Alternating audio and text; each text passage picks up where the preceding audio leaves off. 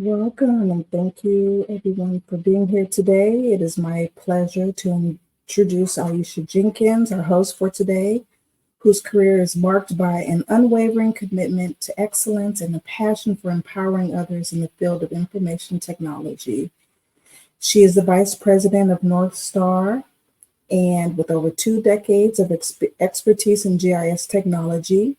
Beyond her corporate success, Aisha is also the host of Start to Finish Motherhood podcast, and she will be the host of North Star's The Gaze podcast, where she shares valuable insights and experiences on the GIS front.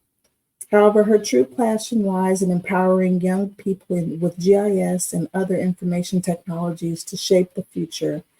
This dedication sets her apart as a professional with a mission to make a lasting impact.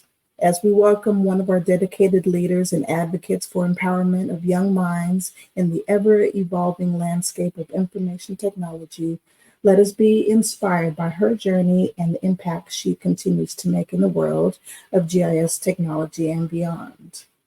Thank you so much for being here, Aisha. Well, thank you, Raisha. Thank you for that warm welcome. Hi, everybody. I'm Aisha Jenkins, and I want to welcome you to the clapback. This is a conversation about cultural competency and teaching African American history to America's children. I am humbled to be to moderate today's esteemed panel of educators. We are our ancestors' wildest dreams. We'll explore some historical narratives, the complexities, and how GIS can be used as a tool to bring our rich and vast history alive. Part of what made this panel click for me was one, reading through the extraordinary AP African American Studies curriculum. And then I was recalling this Denzel Washington exchange. So Denzel Washington coming off of August Wilson's, directing August Wilson's production of Fences, he was asked by a reporter, why was it important that the play be directed by a Black director? And this was August Wilson's wishes that his play be directed by a Black director. And Denzel Washington's response was that it's not color, it's culture. Steven Spielberg did Schindler's List. Martin Scorsese did Goodfellas. Steven Spielberg could have directed Goodfellas. Martin Scorsese probably could have done a good job with Schindler's List. But there's a cultural difference. I know, we all know So part of explaining the cultural difference is that there are just certain terms that we understand as a culture. So when we talk about putting raisins in the potato salad, that conjures up a certain reaction. When we talk about the smell of a hot comb as your hair is being pressed, that conjures up certain memories, and it's cultural, it's not race. And so this panel, this session was inspired both by the AP African American Studies curriculum, as well as by Denzel Washington so succinctly saying that everything is not about race, but this in particular is about culture, because there's a lived experience that we bring to the telling of African history and African American history. So the clapback is a cultural response to just pushing back on what we're seeing nationwide with the wanting to retell the African American experience here in the US. And as a parent and as a Black person, I'm offended deeply. And so as a clapback, we decided to come and have the conversations that need to be had around cultural competency that's required for teaching this curriculum. And let's talk plainly about the lived experience that our teachers, our Black and Brown teachers, bring to the telling of this really important and sometimes deeply painful history. And I think that historically, Black people, as a Black woman, we have been entrusted with raising not just our children, but historically raising and helping to nurture children of all races. And I think that that becomes apparent even as we become teachers in the modern classroom. When we think about putting Black and Brown babies on a slave block and say, we're just enacting a part of history, that is only making sure that certain parts of the class are psychologically okay. And I think as Black teachers in the classroom, it is our responsibility, and we take to heart making sure that as we tell this sometimes painful history, that we're making sure all of the children are psychologically okay. And so I'm excited to delve into this conversation.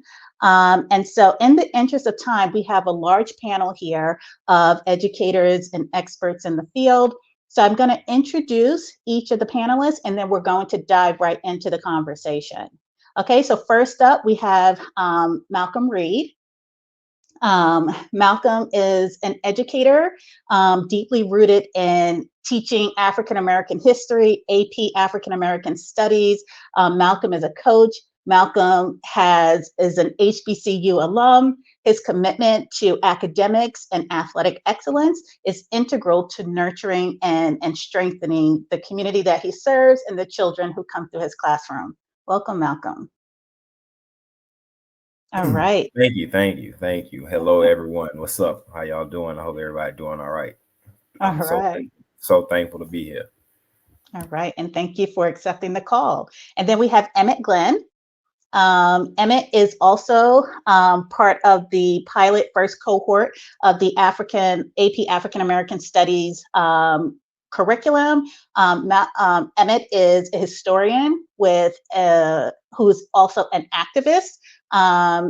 You bridged the historical legacy. My heart was warm when you told me stories of your upbringing, your family, the role that you play in your church and your community. And so I'm looking forward to hearing how this background also comes into the classroom. So thank you, Emmett.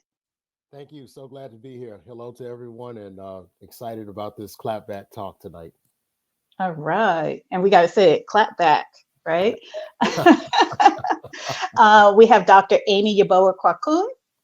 Amy joins us from the illustrious Howard University and HBCU. Amy brings a profound dedication to African American studies, a commitment to student empowerment. Amy is a GIS data scientist professional, and we welcome you to the conversation and look forward to the insights that you will bring to this conversation. So thank you for joining us, Amy. Thank you. Excited to join the conversation. Okay. All right. And then I think this might be our panel. As folks trickle in, we'll do brief introductions, but let's go ahead and dive into this conversation right now. Hi, Dr. Graham. All right, so we have Dr. Graham on the call, and we have Dr. Thompson. Oh, we've got a full house. Oh, so thank you all for coming. I know traffic and the time, but I appreciate you showing up. All right, so Dr. Graham, Dr. Tony Graham is with us. Dr. Graham self-identifies as a segregation baby from the conversations we've had. And so I think that it's important to understand both our past, our future, and the current context of where we are. And so it was really important for us to have all of these different voices in the conversation. And then we have Dr. Linda Hobson, who is a curriculum STEM expert, educational leader, has been pivotal in shaping equitable academic frameworks. And so part of what we want to talk about today is the intersection of being in the classroom, teaching this history that can sometimes land differently on different students depending on your family history, and talking about the AP African American Studies curriculum and how we bring cultural competency into the curriculum, because the curriculum is just a document. We breathe life into it by using technology. We breathe life into it by bringing our lived experiences. We breathe life into it by actually seeing the little people and the teenagers who are interacting with this curriculum. And so without further ado, I'm going to jump into the conversation. So for the panelists, I'm going to direct specific questions at you, but if anybody else has something to add to the conversation, please do add. We're going to have a really riveting and insightful conversation. So I'm going to start with Malcolm, because I think that it's important for all of us to realize that the people who are in the classrooms teaching this curriculum are actual people, and they bring intentionality into the classroom. They bring their lived experience, whether they understand the roles that they played or not. They still show up in the classroom. They teach the curriculum to the best of their ability. Now, Malcolm, when we first met, I was excited to hear you explain your name, right? Because a lot of what we do as Black Americans is we walk with a certain degree of intention. And when you come into the classroom, you come in with your name and all that history that it entails. So can you tell us a little bit about your name and how you show up to your classrooms? All right, so I think everyone who's heard my name already understands that it's Malcolm. So I'm a namesake of brother Malcolm X, El Haj Malik El Shabazz. But to understand where I get my name from even more deeply is my father's name is Frederick Douglass Reed. Uh, I have an older brother named Denmark Reed, who's named after Denmark Vesey. I have a younger brother named Daniel Toussaint Reed. So my dad was very intentional about the naming of me and my brothers. So I think that growing up being called Malcolm X, and people kind of relating that to me, and I'm trying my best to understand what it really means, even watching the movie as a kid, kind of understanding a little bit but not fully grasping. But it was during my time at the Mississippi Valley State University in Itta Bena, Mississippi, in the heart of the Delta, where there's so much history there. I had a chance to really sit down and read the autobiography of Malcolm X, and that by that time I really knew what I was looking at, and it just sparked something in me, like a thirst for knowledge that I still haven't quenched yet. And I realized then that I was still a football player at the time, but there was something else that I had a different passion for that I never had felt outside of sports. So I graduated and got my degree and began coaching, because that's what what that original drive was from. But as I got my certification to be a teacher, the first thing I was trying to do was like start an African American studies class at my school in Baton Rouge. So I was teaching then at my alma mater as well. So bringing everything that I learned from coaching into being a teacher, I became a coach to be a teacher, or I guess that's how I'm saying. Like it's funny to put it together, but coaching was my goal, And being a teacher was just like, I can do this too while I'm here anyway, so I might as well do it. And I definitely want to start with African American studies as a class. So I used everything that I learned as a coach, you know, the way I taught my players to teach my class. Like, look, we are first day. Look, we're a team. We're trying to win every test. We're trying to win at our grades. We're trying to win at life. That's what we do. We don't lose. We're gonna be excellent at our at the drills that we do and how we practice what we do and how we prepare for our tests and everything else in life. And we're gonna use that to translate into life lessons.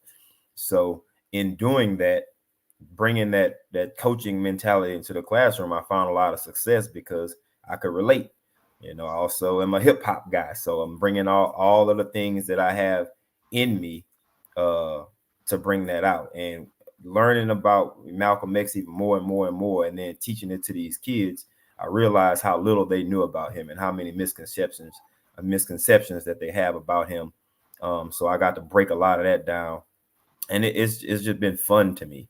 I was talking to my students today about how much I just wake up in the morning. I'm excited about what I'm doing. And when I finally got this opportunity for the AP class, because I had, right before this happened, I was a head football coach and was planning, and I'm going to try to keep this short as I can.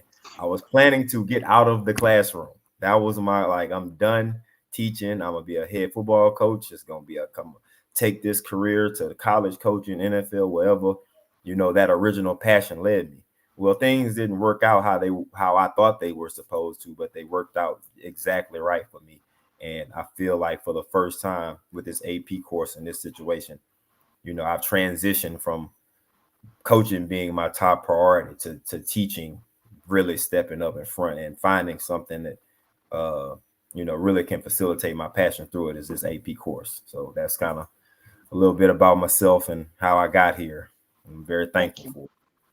Thank you. Thank you for that. Yeah, it's, you know, I think that there's a call each of us has that when the need arises that we're going to show up, right? And especially when it's a call for these kids. Now, Emmett, when we spoke, I was drawn to you being your family historian, and you were talking about bringing that family history into your classroom, because I think they say parents are your first teachers. And I think that is doubly true for African-American parents. We know that there is, it's superficial and surface level, the education that our children get around the Black African diasporic experience here in the US. And I know my first teachers for African American history were my parents, and yours were too. So tell us a little bit about your story and then how that comes into your classroom. Yes. So hello, everyone on the panel. So my mother, I think I always give my mother credit because she would share these amazing stories about her life as a child and growing up as a teenager. And I really thought that she had all the excitement that there was an adventure in the world. And I said, well, there's going to be nothing left for me to do because she's done it all. And I just have to, say that I'm connected to her. But the class that we're teaching with the AP African American studies, having our lived experience as Black men, Black women, the people who are teaching this, it really helps us to help our kids to understand so much more about the history. And so let me explain. As a child, I did not realize all the people in my neighborhood, the guy who I passed going to the barbershop, the gentleman across the street who played blues music on his porch, or my grandfather talking about his experiences on a sugarcane plantation and how he needed to leave there because there was nothing there, or my grandmother sharing that her brothers, all at about 15, 16, 17 years old, lied about their age to enter the army during World War II to seek a better life. And those stories resonated with me as a child, as a teenager, as a young man in college. And I just felt like when this class came along, and I've taught African American history before in schools, but when this class came along, it's like something clicked that I finally understood. I was in training all those years with all those people in my community, the same as in a West African village. Everybody was training me and preparing me for this moment to share all of these things with these kids. And so what's been really neat has been to share stories about my grandfather, or to share a story that I'm a fourth generation teacher. My great grandmother started teaching in the cotton fields of Southwest Alabama. She went back to Alabama State while she had children in the 1930s, got her degree, taught for I think 30 or 40 years. Her two daughters taught, her grandsons taught, I taught, and now my daughter this year, she started teaching. So 5 generations of teaching, and to be a part of that and to understand the scope and how important education has always been to our people. It's just been great to share those kinds of things.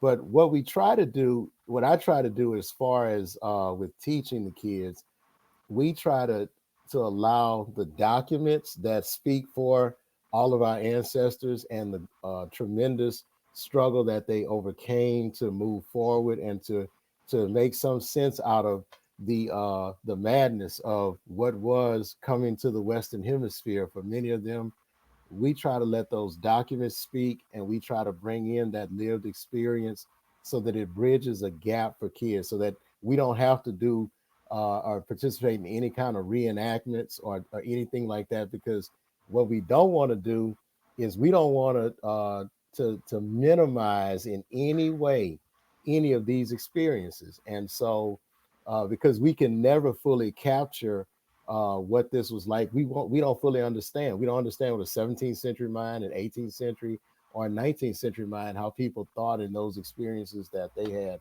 So what I try to do is to use a bit of the lived experience, but let the documents, let the ancestors speak for themselves in their writings and in the actions that they did, so kids can draw some inspiration from that. And I'll say this and I'll stop.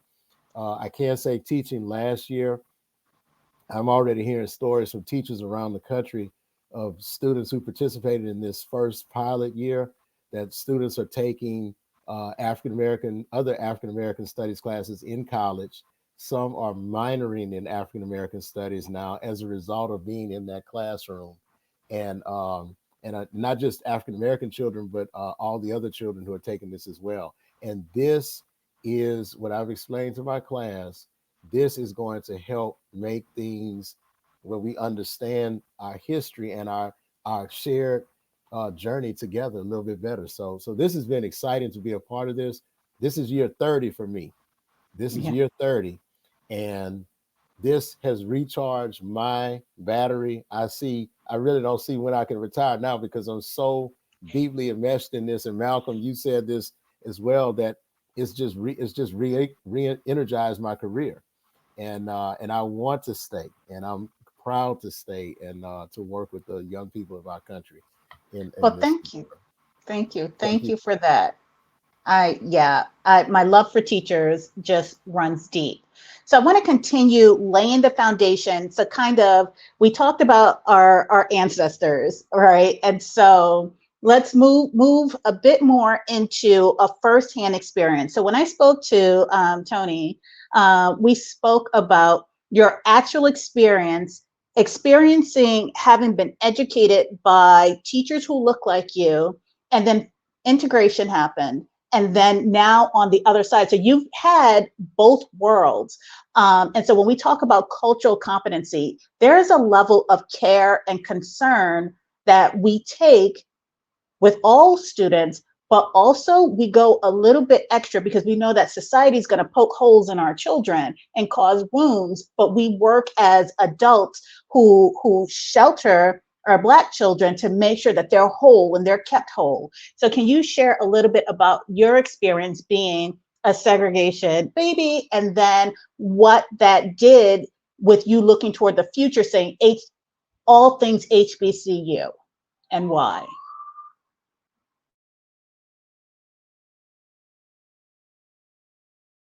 I think you're on mute. Yep. Okay. Hello, everyone, and great segue. So I'm going to do a timeline of my brief life to bring the historical context into this conversation of cultural and African-American history. So in 1954, Brown v. Board of Education happened, right? I was born in 1955. Right. Things began to change then from a societal perspective because we were all legally segregated. Brown v. Board changed that, all right, law of the land. And then Rosa Parks was arrested in December 1st, 1955. All right. That changed perspectives again. All right. 1956, Browder versus Gale ended bus segregation, and the Supreme Court affirmed it and struck down laws for segregated sitting in public buses. I'm not even 1 year old yet. Okay. All right. Civil Rights Act is passed in 1957. Okay. In the 1950s, it was the rise of the civil rights leaders. Carter G. Woodson, Charles Houston, Harriet Moore, James Johnson, Julian Bond, MLK, Mary Ovington, Medgar Evers, James Farmer, John Lewis, A. Philip Randolph, Roy Wilkins, Whitney Young. So now I'm seeing this. I'm 5 years old. 1960, February 1, North Carolina A&T, famous for, go into Woolworths and demand to be what? Fed. Okay. Simple request. Okay. In 1960, in Raleigh, North Carolina, the SCNC, the Student Nonviolent Coordinating Committee was formed. All right. And in 1961, the Freedom Riders began to go across the country in the southern states. All right. 6 white activists and 7 black activists. For me, I'm seeing this. I'm like, you know what? This is some good stuff. Okay. All right. Okay. All right. I'm entering the first grade in 1967. Think about that now. Okay. No texting. All right. No YouTubing, black and white TV with the antennas. Okay. That was it. Okay, that was it. All right. Diggs Elementary School in Winston-Salem, North Carolina is all black. Every school in Winston-Salem is segregated, blacks and whites. Okay. I'm in the public school system now, all blacks. All black neighborhoods, East Winston, all white neighborhoods, West Winston. Civil Rights Act kicks in 1964. All right. John Kennedy is assassinated in 1964. All right. 1965, I'm in the 4th grade. Bloody Sunday kicks in 1965. Right. I'm seeing all this on TV. I'm being real impacted now because I'm beginning to grow as a young man. And I'm seeing things and I'm saying, that ain't right. 1965, the Voting Rights Acts. And in February of 1965, Malcolm X is assassinated. Goes back to Malcolm Reed and his dad. Okay. 10 years old, 12 years old, 7th grade, Martin Luther King's assassinated, 1968. Winter Olympics kicks in 1968, the famous Winter Olympics in Mexico City. Kicks in, okay? John Carlos, all right? Here we go. That's right. Think about this. That's right. Black America is being empowered. And I'm in that movement, okay? Literally, figuratively. We're still in black schools though, okay? 8th grade, the FBI, 1969, declares the Black Panthers a communist organization and an enemy of the United States government by J. Edgar Hoover. and called the Black Panthers one of the greatest threats to the nation's internal security. Think about this, all right? This is a group of young men who want to protect and empower their community. Nothing more, nothing less, right? I'm seeing all this.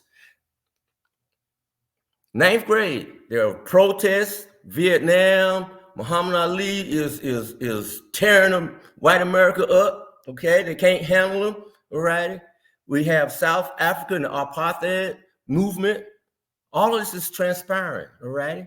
And now, 1970, integration of public schools. I'm taken out of the Black cultural environment. I'm thrown into all the white schools in the 9th grade.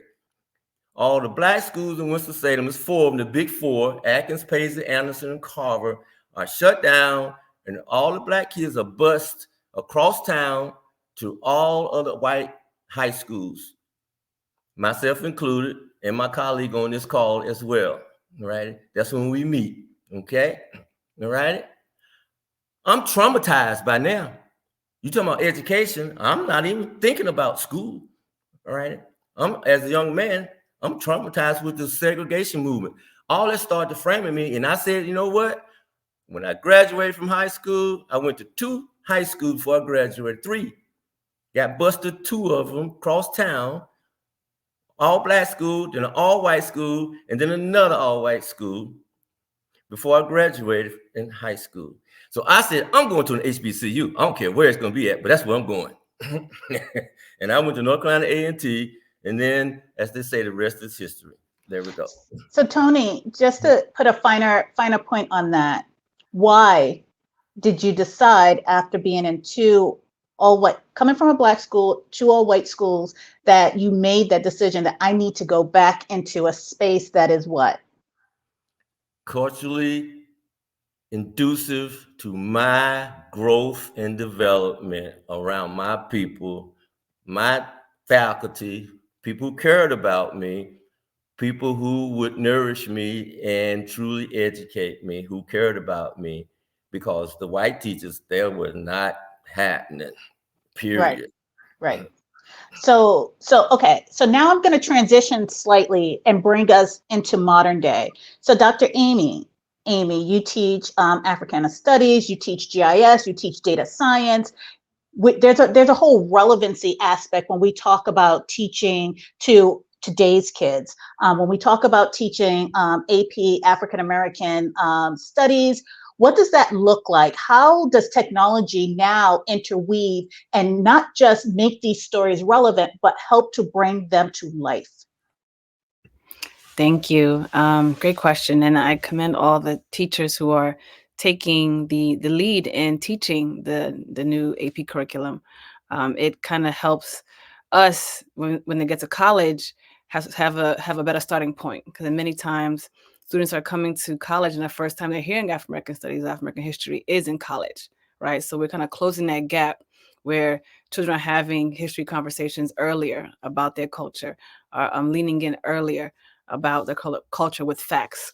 So I'll say at Howard, what we try to do, and a framework that I take, is in a framework that Dr. Carr developed, Dr. Greg Carr. He talks about looking at Africana studies and think in 3 ways, looking at African people, place, and culture, right? So the conversation as far as race is about what I look like, but culture is about who I am and what I bring to the table, right? The art, the music, the food, right? So culture is one aspect. The people, right? The people, where they come from, right? And the names, that whether you're a Khan, whether you're Nigerian, whether you're from the South, whether you're from the Congo, whether you're from NOLA, right? There are people that exist in this conversation. Then there's a place, right? So we see people, place, and culture. And for this conversation is about geography, like where we are and where we enter, where we exit, where we exist does matter. Place does matter, and every place we've been in, we mark that space, right? Culturally, we make it our own. It looks different, and from a GIS spatial standpoint, we try to incorporate that in speaking about who we are as a people, right? What place have we been? We think about Howard as HBCU, the space Howard, the Mecca. It's a place, and that's a cultural place that matters. So we speak about the places we've been, but also the things that we contribute to that. So at Howard, we pivot towards speaking about Africana studies as a framework and looking at all aspects of Black life across the entire diaspora. So wherever you find Black people, place, and culture, whether it's in the Caribbean, on the continent, in the Americas, in South North America, we have that broad conversation. And the question is, whatever area of study you're looking at, how did we get there? Where do we come from? What do we bring to that conversation? Which makes it more richer, right? Which makes it deeper than just the politics of race, right? And many times our students are excited to kind of be in a space where they don't have to apologize about possibly the level of interest in knowing about themselves, right? Because in many cases, in many spaces, we are not the topic of the conversation. We're not the most important or valuable topic. So in our classes, you are. It's about you. There are many classes you can take, but the hardest class you should take is about yourself, because you should really leave this class knowing more about yourself than when you entered, and that's not easy. All right. So yes, there's chemistry, there's biology, but the course is about you and your family, where you came from, understanding your family history, understanding your name, why your name was given. That's not an easy class. That's a hard class, and you should be leaving different, having a different context of who your family is. And when it comes to place, how did you get to this conversation as far as being in my classroom? Right? Where'd your family come through from a geography conversation to allow you to be in this space? An HBCU is a unique space. Not everyone has a opportunity to be in an HBCU. So how do we understand the ways in which we kind of come together to be able to add on to not only understanding our present, our past, but also thinking about our future, right? How do we map out Black futures as we begin to tell our stories in a rich manner? So thank you, Amy. You said a lot. So what I remember is over time, geography, place, spatial, into the future. So all of these concepts can be brought together in a GIS environment, right? And so before we open this up for conversation, I want to talk to Dr. Hobson, because I think that we know that in working in diversity, equity, inclusion, and belonging, that there is an aspect of support that's required from educational leaders, right? In your organization, on your college campuses, in your schools, right? So we need to have that support. So what does that look like from a curriculum perspective if we were to talk to the leaders, but then also the specific type of support we need is around that cultural competency piece. So as we talk about curriculums and we talk about leadership support, how do we advocate for the necessary need to have a cultural competency around teaching and content to make sure all of the kids are okay? Thank you so much for that inquiry. Can you hear me? Can you hear me? Okay. I think that as educational leaders and as principals look into how they're going to promote the curriculum of African American studies, we know that the political climate right now is not conducive to actually broadening that area and that field in K-12 education. Part of what we do in training our educational leaders, and especially our principals, in their course that is not labeled African American Studies, it may be labeled diversity, where at an HBCU, diversity looks different than it may look at a PWI. But what we do is to train to go into that diversity course, giving them an examination of themselves. Amy hit it right on the head. You have to know who you are, where you come from, and there is a long period where we, in order to have them focus on what is needed and how to promote the African American curriculum, they've got to be strong leaders who have they have they have to have impact, and they have to be intentional about promoting African American studies in their specific areas. Now, as we look at educational leaders, African American leaders are diminishing. We don't have that many anymore like we used to. Like Dr. Graham and I came up with outstanding educational leaders who were African American. At North Carolina A&T in the state of North Carolina, we graduated the largest number of African American school principals for many years. That is no longer the case.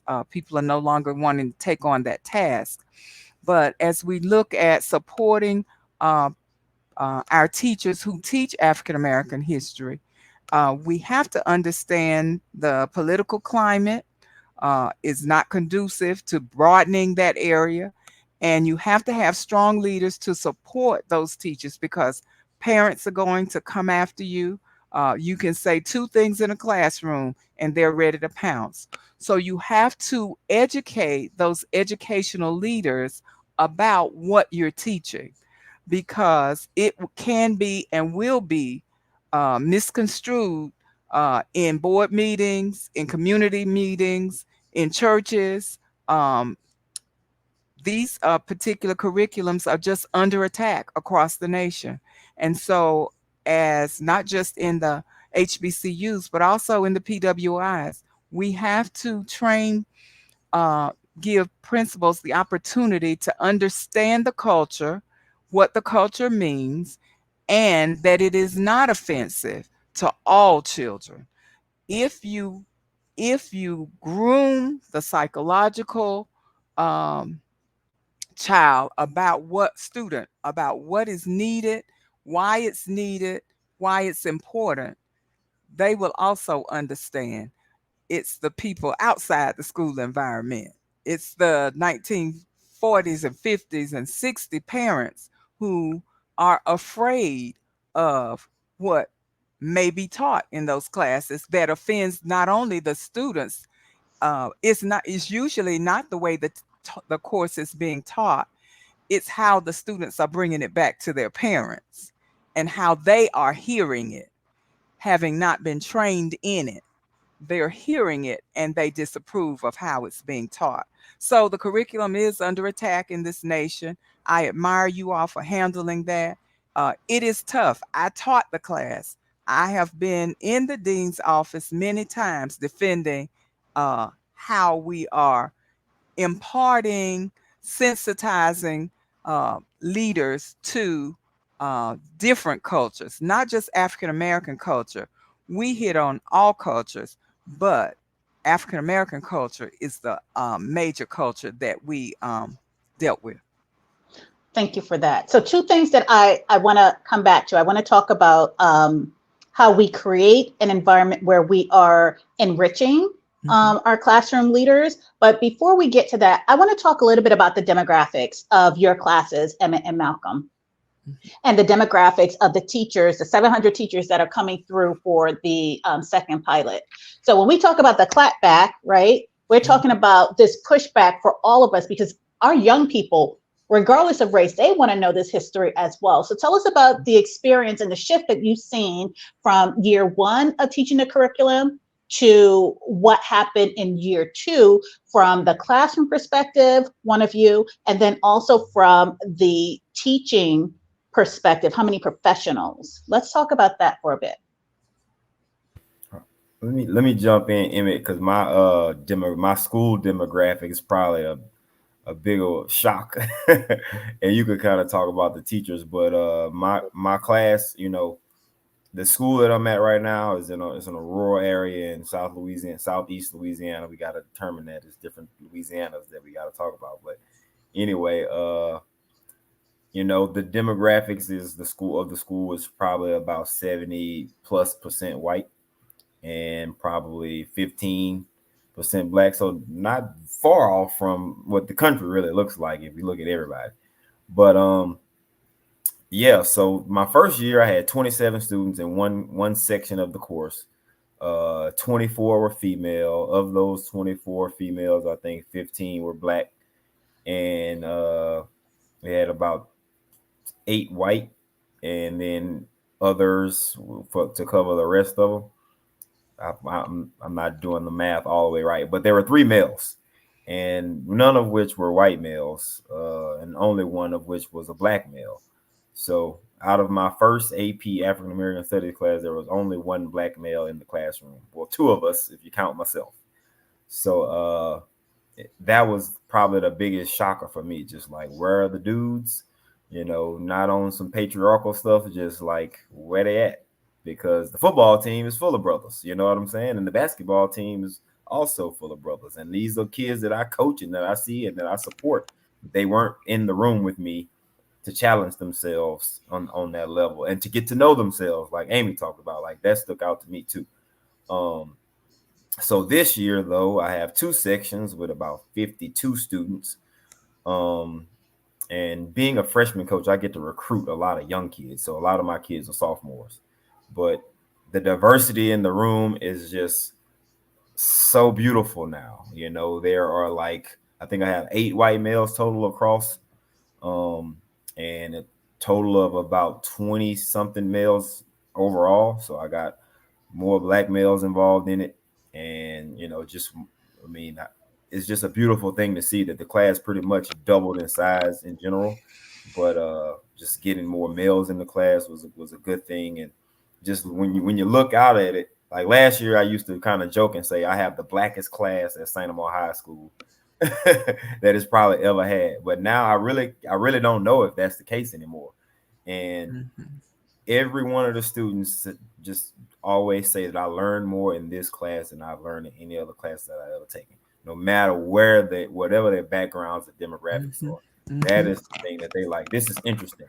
It's a lot. You come in and you're bringing it to us fast, and you're drilling us and all that. But I'm taking, like, some of this stuff is standing out to me, and like I'm never looking at the world the same because I'm learning it. And that is part of, I think I feel better about it that I'm in a more diverse class than in my previous school, where it was pretty much, 90% black kids, and they still getting to learn, and I'm still like enjoying that too, because I could really be myself in there. But you know what I mean? And I'm not saying I'm code switching anything, but you gotta feed them a little different. You know what I'm saying? You can't just pull the funnel down their throat. You gotta spoon feed them a little bit. Yeah, you check in on them. You make sure that they're processing everything that you said. See, that's what I'm talking about. And so, Emmett, now the shift between pilot 1 and pilot 2 from the adult teacher perspective, what are you seeing? So and I don't have official numbers, but I can say this just from my experience. So when we started, Malcolm and I, and we kind of have a name for the original 60 teachers, we call ourselves the OG 60, because we were the first 60 teachers to pilot this course. That was, and I think Malcolm can confirm, that was overwhelmingly African American, males and female teachers. And there were, about, I would say 15 or so, maybe other races within the mix. This year with the 700, I've not seen all 700, but there is we have a unofficial like Facebook group, and the vast majority, I would say, maybe not the majority, but a significant portion, let me change my words, are white females that are teaching the course throughout the country. When I taught Malcolm taught in APSI, which is where we teach. We were actually teaching the new teachers coming in this year that are teaching now. We got a chance to train them. And I can easily say that the vast majority of my APSI, and it was at Howard, Dr. Amy, it was mostly Caucasians. And I had a significant number of African Americans, but a significant number of Caucasians. And some of us within the group, we talked, and I'm saying the original 60 teachers, some of us, we talked and we said we could kind of see, I think that Black teachers make up about 7% of the total teaching corps. So, this was more or less probably, going to happen if it was going to go all across the country to schools, especially when you get in places like the Midwest and out West. There's just a dearth overall, but especially in those areas. So yeah, but I hadn't seen all 700 plus or whatever the numbers are, but I think it would be safe to say from the interactions I've had in the Facebook group and just other things that's largely what we're seeing. Okay. All right. So as time is ticking down, I want to open this discussion up to the entire group. So when we talk about who needs to be in the room, so when we talk about taking this AP African Studies curriculum into the future, we talk about infusing GIS, we talk about cultural competency, we talk about essentially building a curriculum. What does that look like, and who needs to be in the room? So I want us to have a discussion, but keep it brief because we're down to the last 10 minutes of the conversation. So I'm gonna let y'all talk and I'm gonna listen. So we're trying to build out a curriculum that includes GIS, cultural competency, and the AP African Studies pieces of the curriculum. What does that look like? Mm-hmm. For me, that looks like having students do a geospatial project of their choosing, using their learned experiences and their own experiences in their communities. Those geospatial projects can take on various aspects of their lives, and then they could actually use that technology to tell their story using geospatial technology. I think that would be a great asset. I guess I'll jump in next. I think for me, and look a little bit at the curriculum, the time piece is important. So how far back do we go?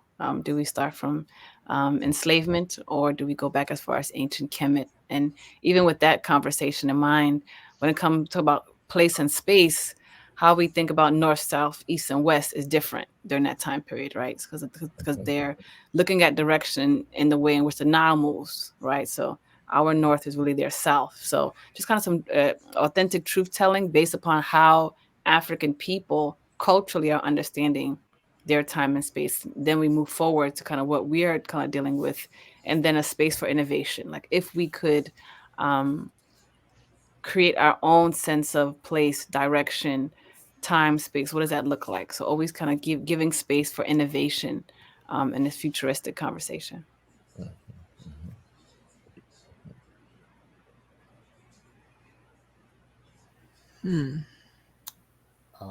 I'll jump in as well. So I think that what I always would like to see is just more teachers and teacher input.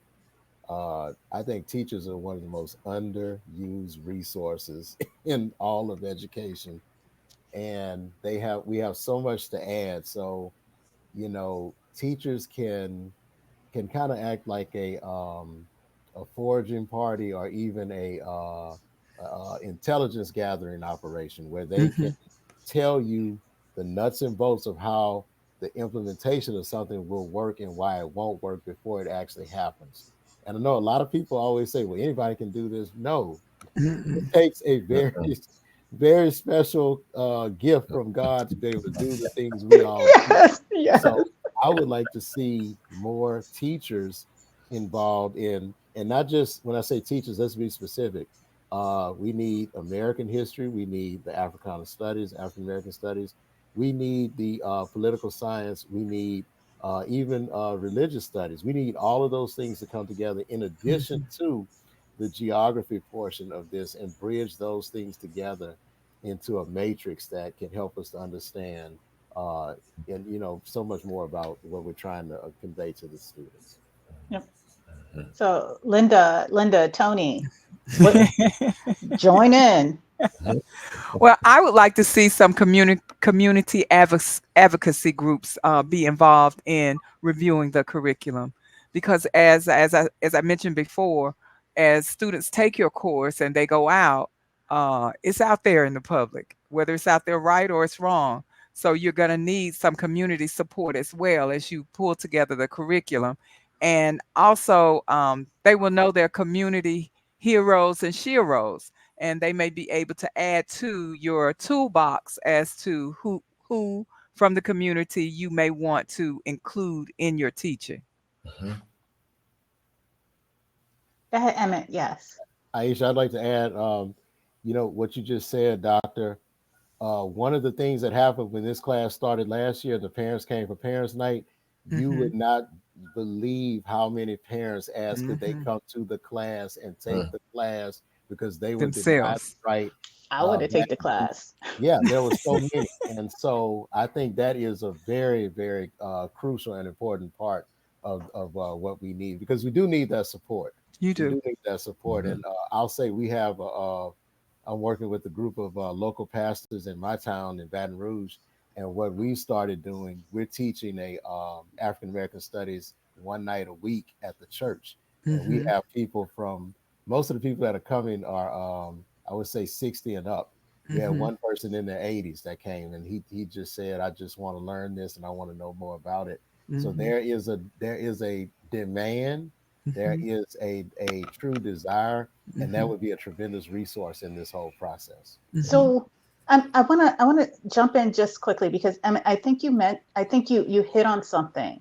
So as we're teaching this curriculum, as we're also learning about our history that was hidden from us, is there also you're finding a healing aspect, a reconciliation aspect of doing this community outreach, bringing it into the classroom, educating adults?